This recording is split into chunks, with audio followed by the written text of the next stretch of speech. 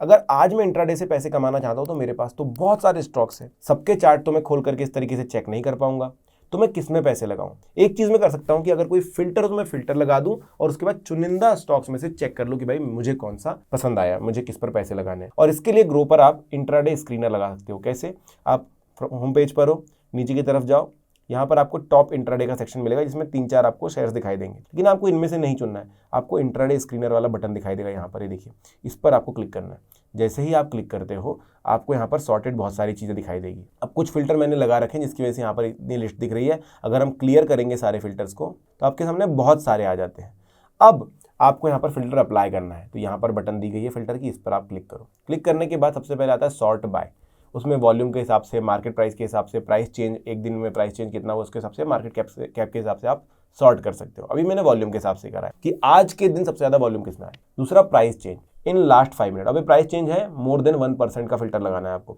अगर पिछले 5 मिनट में किसी का प्राइस 1% से ज्यादा चेंज हुआ है तो वो सारे स्टॉक्स यहाँ पर दिखाई देंगे। अब देखो इन सबका पिछले 5 मिनट में सबसे ज्यादा 1% से ज्यादा प्राइस चेंज हुआ है, ये बता रहा है। ठीक है, इसी तरह अगर आप यहाँ इसको टुडे कर देता हूँ मैं इसको फिलहाल के लिए, क्योंकि इंट्राडे करना है मुझे, 52 वीक का परफॉर्मेंस के हिसाब से आप कर सकते हैं। 52 वीक के हाई पर कौन से स्टॉक्स हैं उसका मैंने फिल्टर लगा दिया, तो ये सारे स्टॉक्स हैं जिनका पिछले एक दिन में 1% से ज्यादा चेंज भी हुआ है और 52 वीक के हाई पर भी ये चल रहे हैं। इसी तरह अब ये तो नॉर्मल चीजें हो गई, RSI लगा सकते हैं। RSI में भी देखिए ओवर सोल्ड और ओवरबॉट यहाँ पर अवेलेबल, तो आप इनमें से चुन सकते हैं। आप मूविंग एवरेज लगा सकते हैं भाई, बुलिश या बेरिश आपको क्या जाना है, मैं बुलिश वाले सेलेक्ट करता हूँ, अप्लाई कर देता हूँ, तो ये सारे बुलिश में आ जाते हैं। इसके अलावा मेरे पास नियर ब्रेकआउट का भी ऑप्शन है कि भाई कोई अपने रेजिस्टेंस के R1 R2 R3 3 रेजिस्टेंस बने हुए हैं, उनमें से किसके पास है, अगर मैं नियर R1 लगाऊं और अप्लाई करूं तो भाई इतने जो अपने R1 के पास है, अब हो सकता है यहाँ से ये ऊपर चले जाएं या नीचे चले जाएं, ब्रेकआउट दे दें या फिर अच्छा गेन कर लें, तो ये भी हो सकता है। इसके अलावा आप इंडेक्स के हिसाब से चूज कर सकते हैं, भाई आपको निफ्टी 50 से बाहर किसी में भी पैसे नहीं लगाने, आप वो चुन लो,